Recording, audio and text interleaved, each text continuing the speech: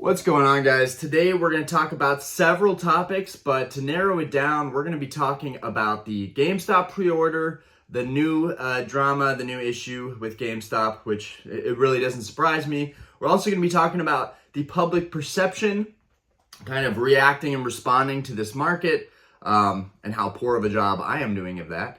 And we are also, lastly, going to be talking about distribution, vendors, all around, everyone who does get distribution, what they're going through right now and why it's not really a good look.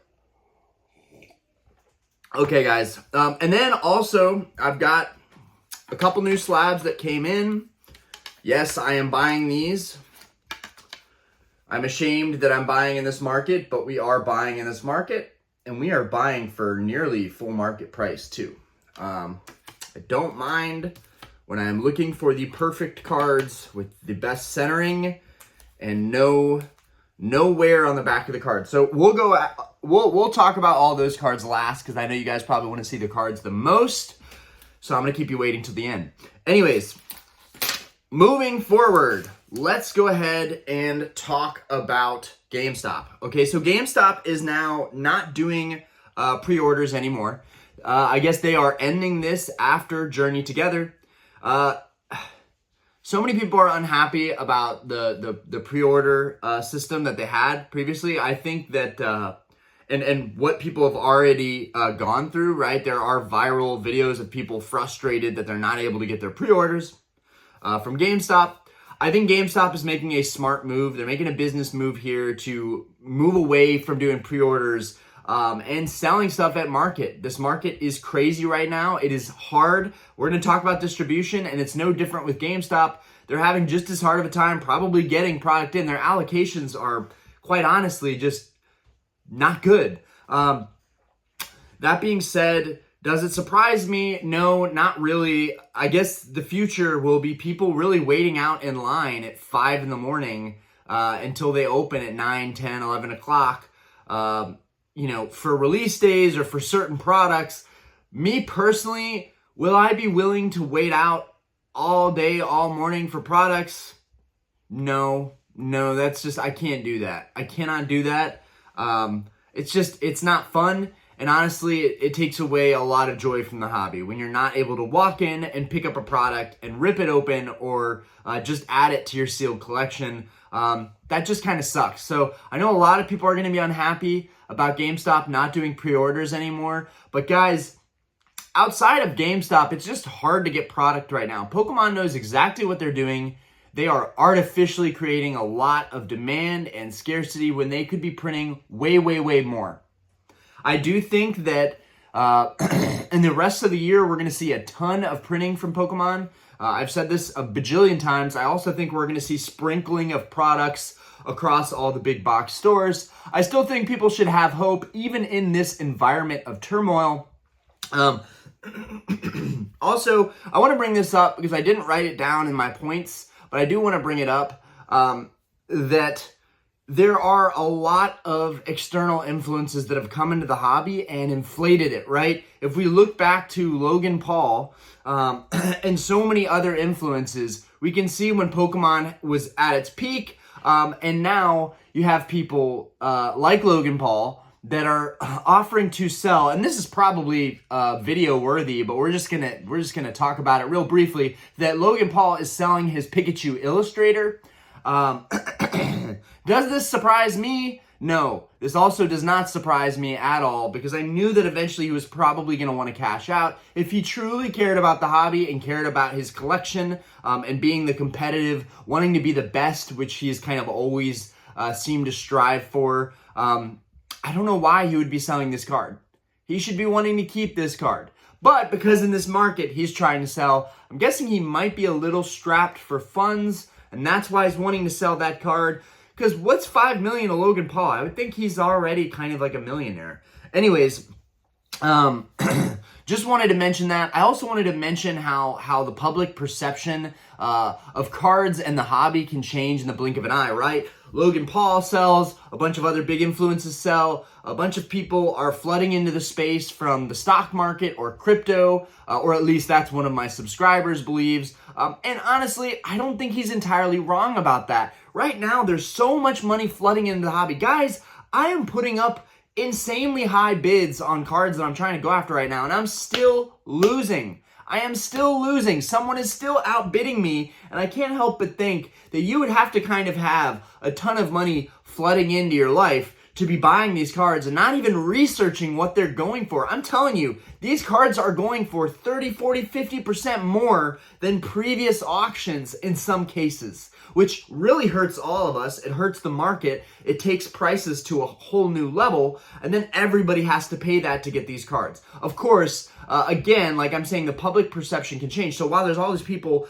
that perceive Pokemon to be this amazing place to park your money, or just move from traditional investments to Pokemon, or from crypto to Pokemon, while a lot of people probably feel like this is the next big thing, easily that perception could shift, it could change, and it could really, a lot of people could fall right on their faces. With the prices of these cards right now, a lot of people stand to lose a ton of money, including myself, right? I just bought the Shining First Edition Neo Destiny Charizard. Although I do think that is a vintage card, and it has a very low population of cards in total that are graded in PSA 10, 260-ish. While I do think that separates it from this huge like bubble inflated market that we're in right now, I also believe that there's a chance that card could go down in value too. I'm definitely keeping an open mind that all of this is a facade, a mirage, and soon the rug is going to get pulled out from under us, and a lot of us are going to be hurting who are still buying in this market, myself included.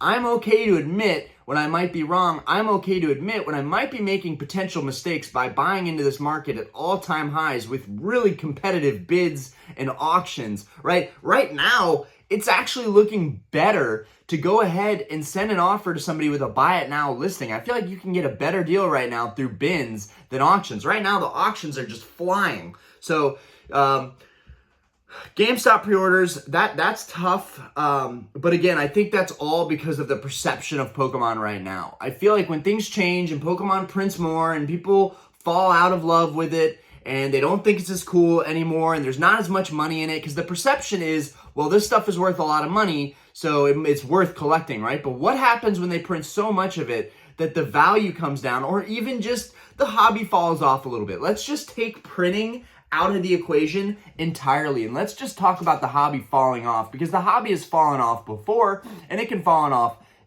off again, right? History tends to repeat itself. That's something I mention a lot on this channel. Is in the 5 years that I've been in Pokemon, I like to look at the history of Pokemon, and I try to be as rational and respond to the market and not react to it. As one of my good friends, Jodo Jake, says all the time, Ryan, you are reacting to the market and not responding to it.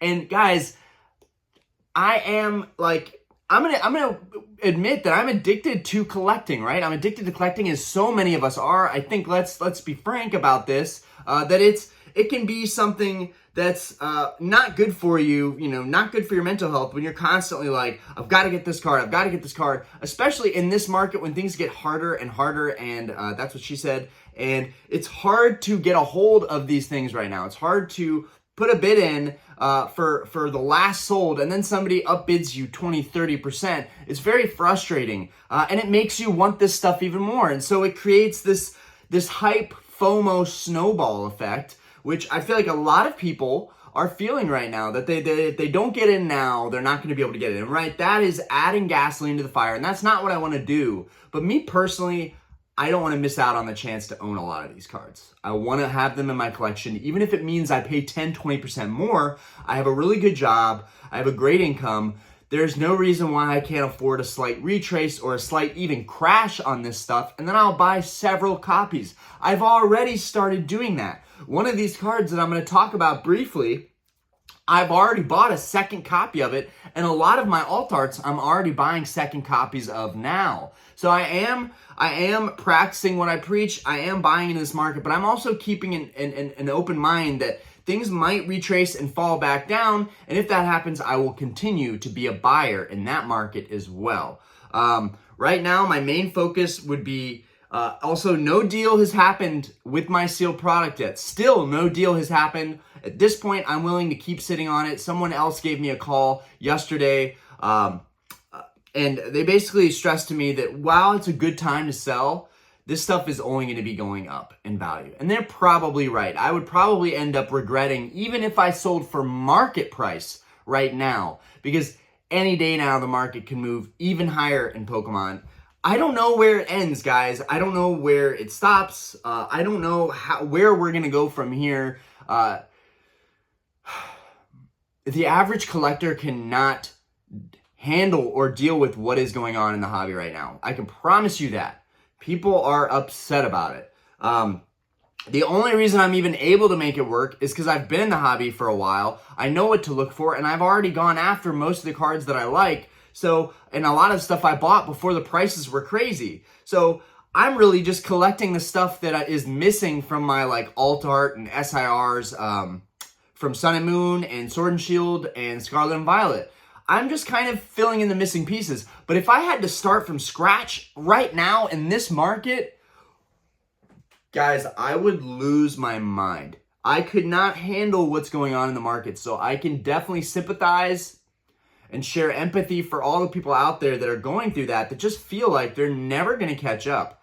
That's kind of how I felt when I first entered the hobby, and it's a very normal feeling. If you're feeling that, don't give up hope. Don't give up on the hobby. Stick with it. A lot of people are going to say slow down, take a step back, and just watch the market right now. I do think that that's one of the best pieces of advice that people can give or are giving right now, to just take a step back and watch things. Just breathe. Watch things. Advice that I should be taking, but I'm not going to follow it because I'm still going to buy the cards that I like because I can afford to buy them. So for me, I'm not going to stop collecting what I like just because the market is up or the market is down. It makes no difference to me. It's the time in the market, not catching it at these right times. Although it is nice when you catch a card right at the right moment. That is most likely not going to happen for me. One of my favorite modern cards is the Latios GX. I still don't have it. That card is $4,000 plus right now. I might just have to pay the ultimate price to get my hands on one of these cards. But if I'm going to pay that price, you guys best believe I'm going to make sure that that copy is super clean, probably freshly graded to be 100 million cert, and has no whitening on any of the corners. I'm going to be super, super picky if I'm going to pay that kind of money for a card. But I'm willing to pay that kind of money because I like that card so much, and the bar is becoming more successful, that if the market crashes and they end up being 3,500, 3,000, 2,500, 2,000, if that somehow ever happens with the Latios GX, which I think maximum retrace, we're going to probably see $3,000 for that card. It was 2,600, 2,700 for a while. I didn't want to buy it at that price point. I wanted to buy it for $2,000, and I never got that chance. And I was wrong. I missed it. I missed my opportunity there. And what's even worse is I sold my PSA 9 Latios GX before the market went crazy. So it's not even like it helps to offset my 10 cost. I only got $900 for that card, which was peak market price at the time. So it barely offsets the cost of 1 in a 10. Anyways, yeah, perception can change, trends can change. Right now, people might be really, really into collecting singles or slabs, but people might shift. I'm having a lot of people message me about buying my collection. People might shift into just wanting to go all in on sealed product again. And that might happen if the market retraces or crashes or things get less popular. It's kind of hard to believe right now. We're getting absolutely packed out Collecticon shows. I don't see the hobby slowing down anytime soon. It could be 6 months to a year before we actually realistically see that happen. So for the people that want to wait it out, you may be waiting a long time. And I don't mean that in any type of way other than it's tough out here. It's going to stay tough out here. unless you're grading cards or buying raw collections. And that's the other thing. Nobody really wants to sell their cards right now, which makes it even worse, right? Vendors aren't really wanting to sell. Private sellers aren't really wanting to sell. People on eBay are being super, super stingy, which I get it. I do it too. People are not wanting to let go of their stuff quite that easily, right? So it makes it even more frustrating. One of my bullet points, sell now. Now is the time to sell. I think we saw a slight retrace on the Moonbryon, the Umbreon VMAX from Evolving Skies. I think that is just the beginning, right? That's the tip of the iceberg. We want to see more of that price action. We want to see stuff retrace a little bit. Although some could say right now would be a good time to buy that card. Right now is your opportunity. Don't miss it before it goes back up. So I'm not going to tell you guys to wait on the sidelines forever if, because I could be wrong. I do think overall right now is a good time to sell. I want to sell all of my sealed collection, but I'm not going to do that at this point for less than market, and I'm fine to sit on it. We're not desperate by any means, but it would have been nice to have all that money to put towards the new house. But I'm going to keep grinding. I'm going to keep doing my thing. We'll get there regardless. Why it's not the best idea to submit cards to PSA right now. Well, let's talk about PSA right now. Guys, I have my second submission, a big one, almost 100 cards, 94 cards to be exact, are coming in tomorrow. Tomorrow, hopefully, if I have time before work, I'll try and make a video going over everything. That package should come in around 1 or 2. I go to work at 6. That should give me just enough time to make a really good, high-quality video going over everything. So I'm excited about that, guys. But I gotta be honest with you guys, I did 10% worse than I did on my past submission. My first submission, I got a 45%, almost half of my cards got a Gem Mint PSA 10 grade back. And then this submission, only 38 of 94 cards got PSA 10. Which you guys might say, all right, that's not that much worse, okay? Come on, dude, you're doing great. But to me, it kind of sucks because the second submission, I was being pretty anal and pretty thorough about the cards that I was submitting. And a lot of them, almost all of them, were pack fresh cards back when 151 was abundant and you could get it everywhere. And TikTok deals were $80 for a 151 UPC. I opened a ton of that stuff.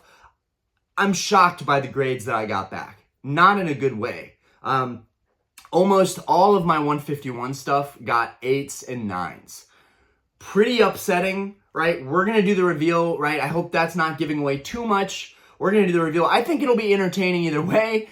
Either way, whether I'm winning or losing, it'll be good entertainment. It'll make great content. And of course, I got some 10s back that I'll be keeping in my personal collection. So it's still a win, but not as big of a win as I needed for dropping $1,400 on grading. That charge really hurt me. Also, no update on my BGS9 Rayquaza. I don't know what's taking them so long to freaking grade it or reject it and send it back to me, but I gotta be hopeful that they're gonna give it a PSA 9 because it's been there so long and they still haven't made any judgment call on it. It's been in grading for like 2 weeks now. Okay. But I don't think it's a great idea to submit to PSA right now because I honestly feel like they are giving bad grades out. I feel like they're giving bad grades out. I would not submit to PSA if I were you. I'll probably hold off and I'll probably end up still doing another submission because there's a couple other cards that I really want to see if I can get a 10 on before pulling the trigger and buying in this market. But I am getting to the point where it's like, I can take all risk out of the situation and I can just buy the 10s. And right now would still be a good time to buy a couple of the 10s that I'm going after before the market gets even crazier.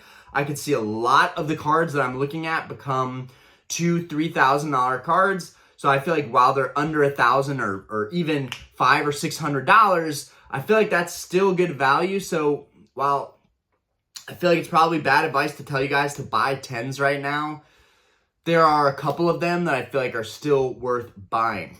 And you know what? I'll just put it out there. The Latias EX. I don't want to put it out there because I love that card and I'm still trying to get my first 10. I still don't have it. I haven't graded one and I haven't bought one. Latias EX, I'm very close to just buying.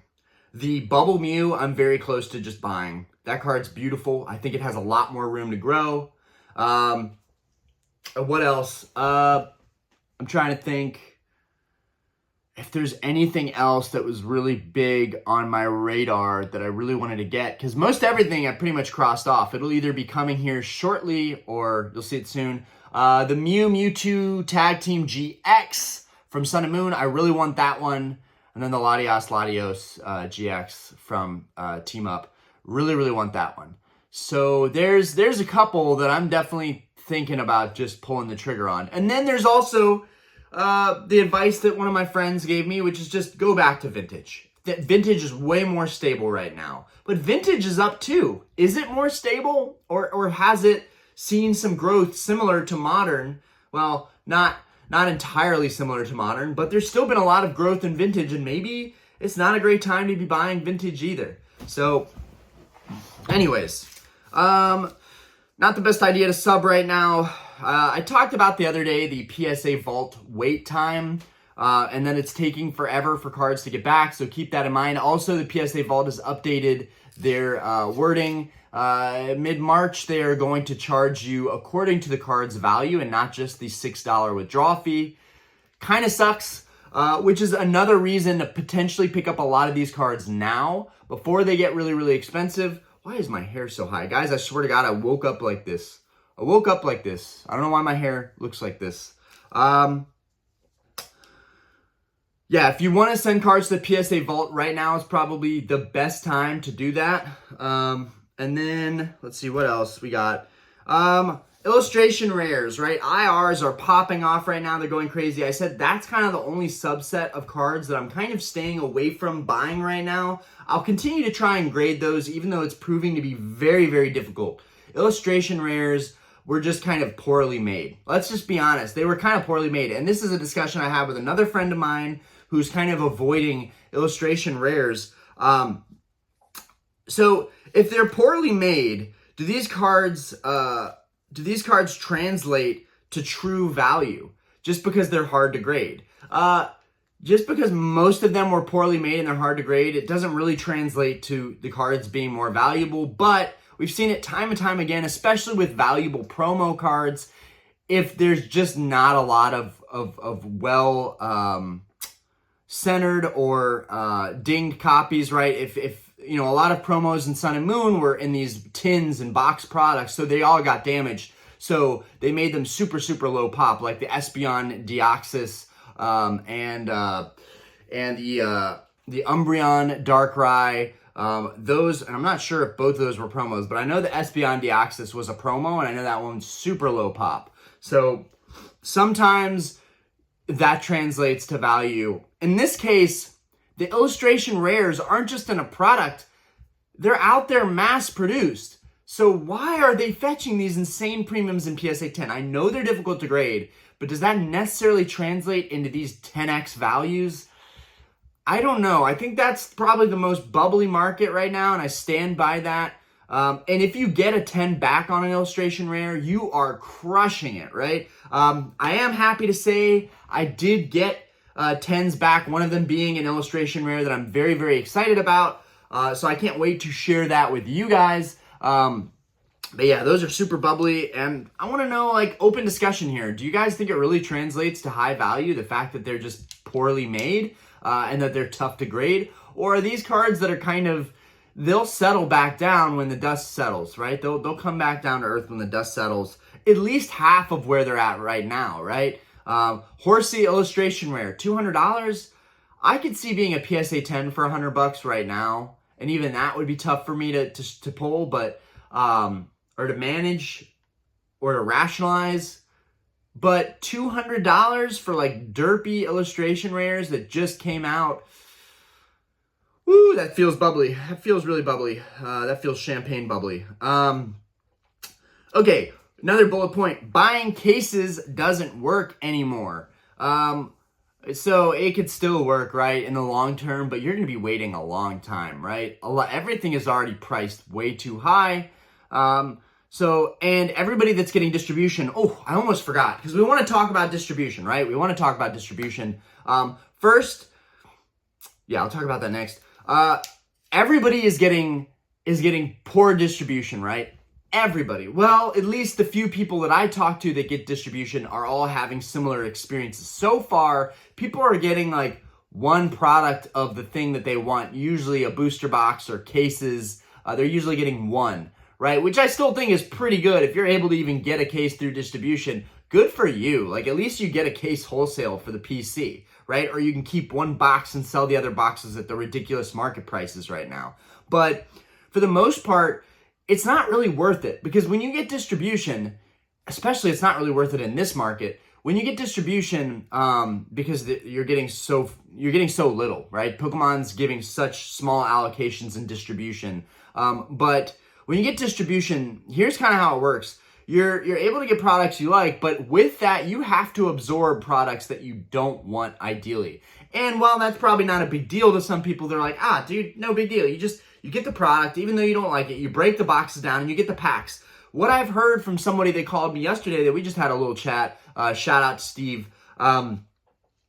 We were talking about how loose packs right now are selling like crazy, which they shouldn't be. People should be very cautious about buying loose packs, but they're selling like crazy right now. So you could get distribution and you could break down these crappy auxiliary products and then just sell the loose packs, and you would still probably do well on it. But for the most part, people are getting crappy distribution. I just wanted to talk about that we're all feeling the pain. It's not just your average collector like myself or the people maybe watching this.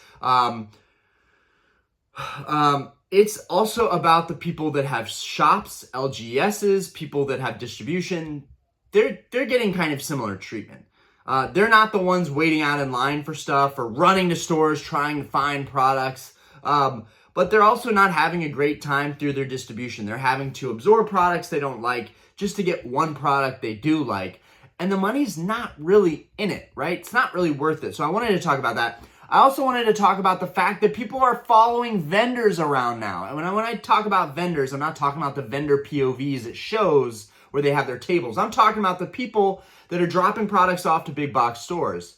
They are being followed around. And I mentioned this in a video a while back, maybe a week or two ago or 3 weeks ago. I mentioned that people were being followed, that was a thing that had happened.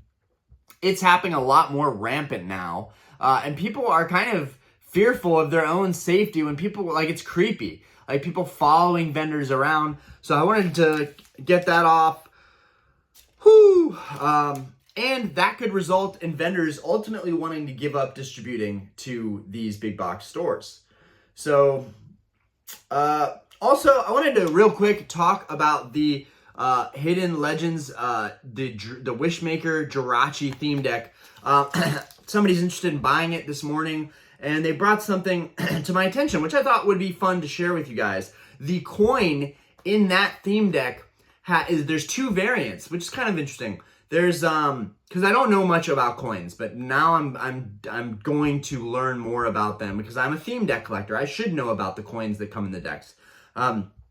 There was one with a registered with an R on the back, and this coin that I have has the R on the back. And then there was one with TM trademark on the back, and the one with the R is actually more rare, more sought after. So that was kind of just interesting. Just thought I would throw that in there, guys. A little bit of vintage knowledge that you might appreciate, that there are people collecting the coins out there and that they're looking for specific kinds. And this one happens to have one. I guess that the North American coins from these theme decks had the R. And then I think it also had to be like the first print of them, but I'm not 100% on that. I just thought that was kind of cool that there were variations of that Jirachi coin.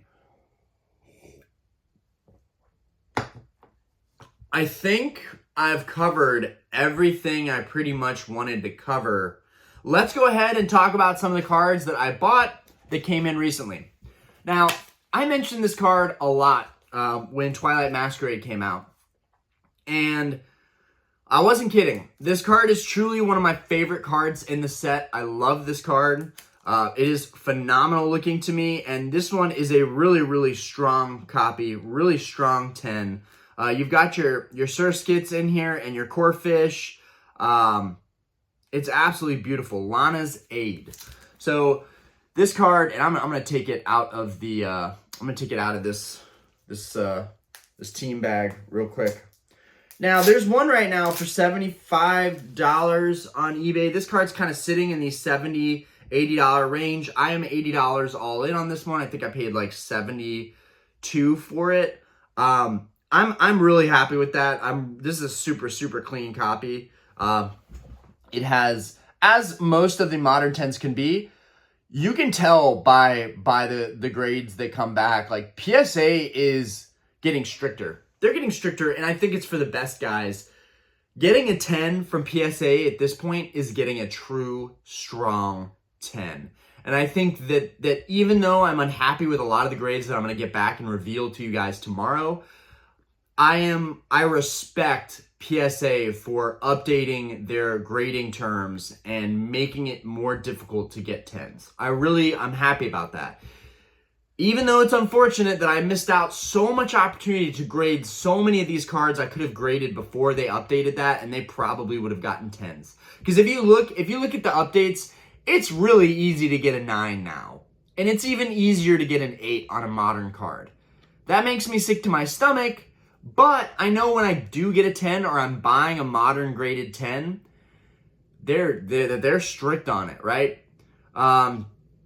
I have not seen any super modern 10s that I was unhappy with, both just shopping online or even in my possession. But I have definitely seen some 7 and 8 cert 10s that just look like trash. Like, I've definitely seen like a huge change in quality through PSA since they updated their terms. Anyways, this card is phenomenal to me. One of my favorite parts about it is the Corphish. I think this card's gonna look really sick with a graded guard, an orange graded guard, really to highlight Corphish in there. Can we please get a Corphish illustration rare or Crawdaunt? That would be sick. I don't know why. It's just one of those Gen 3 Pokemon that I hold really dear. Also, in the actual show, in the anime, if you will, Corphish is one of Ash's like first Gen 3 Pokemon, or not Ash, whatever the character's name is. Although I think it was Ash. Right, you have a different looking character in the actual Game Boy games, playing Sapphire, Ruby, and Emerald. But yeah, Corphish I always hold dear. I just think he's a really cool Krabby Pokemon. I don't know why I was never really a fan of Krabby or Kingler in that respect. But Corphish just does it for me. I just think he's sick. I guess Corphish is really more the like lobster Pokemon.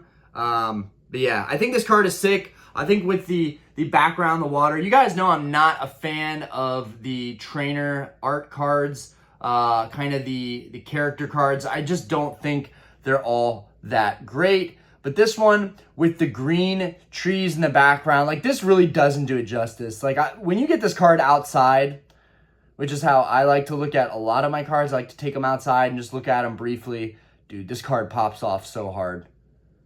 And if you get the right light on it, even here, you can tell how beautiful this card is. This card, in my opinion, is kind of undervalued. Now, I get it. A lot of people are probably not interested in the character being in the card. That's the same way I feel, but nonetheless, I think this card in a PSA 10 is worth it right now. I think it's worth it right now, especially with PSA cracking down. I think right now is probably a good time to buy a lot of these freshly graded 10s before they get a lot more expensive, which I do think will be the case. Okay, I ended up getting 2 cards from Twilight Masquerade. At this point, I have all of my favorite cards from Twilight Masquerade. I've got the Lana Zade, I've got the Greninja EX, which I'm not even crazy about the Greninja EX, but I am starting to like Greninja a lot, so I'm pushing aside my distaste for the Terra Crowns so that I can still just enjoy having that SIR. But this is another one. Initially, I didn't think too much of this card, but after my buddy got one and after seeing them in person, I realized how absolutely stunning this card is. The Blood Moon Ursaluna, and this one was also freshly graded 10. Dude, this thing is nice, guys. This, like, whoa. The texture of this card, the way that it pops off, like, it's very reminiscent, in my opinion, of, like, the Japanese quality. Like, I really think that American quality is starting to get up there. And this alt art, the way different patterns of the holo shift really makes it spectacular. Highly recommend getting your hands on this one. The Blood Moon Ursaluna is absolutely sick. He's on that tree. He's getting some honey. He's snacking, right? I'm a big snacker, so I fuck with it. Also, we've got the, in the background, you got the Teddy Ursas. I think that's another thing that I like about the card. I like how sometimes you see some of those Gen 1, Gen 2 Pokemon mixed in the background. And while the Blood Moon and Ursaluna EX is a newer Ursaluna Pokemon card, you still got the Teddy Ursa in the background, and it looks sick. And the colors on this card just look absolutely stunning. So I bought this one all in with tax for $130. This card is already up to $170, $180 range. I don't know how it moved that quick, but even in this market, people are grading. They're spending the money grading, and they're taking the time to wait and get the turnaround. They want to get it off. They want to make their money. By the time they've gotten the card back, they're like, I don't even care about the card. I just want to make the profit off of it. I care about the card. So I'm going to be looking for people to unload these freshly graded 10s onto the market. I don't see this card going below 130. Not in this market. If the market changes, maybe, and I would keep buying it. But yeah, I think this card anywhere for 130 to 150 is a move. But that 170, 180 price point, I think is just kind of crazy, especially because I just bought mine. Okay, now we're moving into Sun and Moon. So we've got a tag team here. The 2019 Black Star Promo Lucario Melmetal GX. Now, from the Promo Power Partnership Tins. Again, another great example of these cards are rising in value because they were harder to grade, and they got messed up because a lot of them were in tins. Now, this was a mass-produced tin, so there's a lot more Lucario Melmetals out there than a lot of the other promo cards from that era. But this one is just starting to rise in value. For a long time, this was a sub like $60 or $70 PSA 10. Now you're starting to finally see it approach the 120, 150 and above mark. I bought this copy for 112, I believe, or 120 maybe, all in with tax. Totally happy about it. It's well centered. It has no edge wear or corner wear whatsoever. So really, really happy overall with the quality of the card. And then, yeah, to share this one with you guys. Now, it's a little bit of a darker art, so probably harder to highlight in the video. In fact, I should probably have another external light just showing how beautiful this card is. And you know what? That being said, bear with me, guys. I am going to grab, if I can find it. Nope.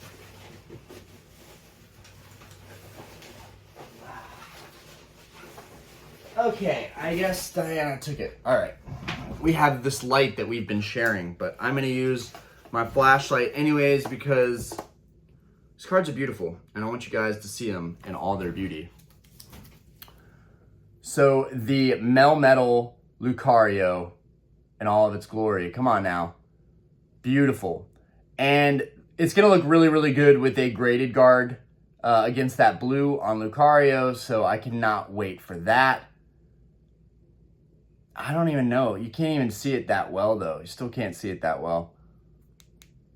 Maybe I'll change the brightness a little bit. Yeah, let's lower that brightness a little bit. Absolutely stunning card, though. Happy to add that one to my collection. You know, maybe the strip would work better. Yeah, like that. Okay, last but not least, shout out to my boy JD for hooking it up on this epic grail. I have this in a 9. Now I finally have a freshly graded 10. This thing is phenomenal. The condition is flawless. It is perfect. I'm super happy to have this card in my collection.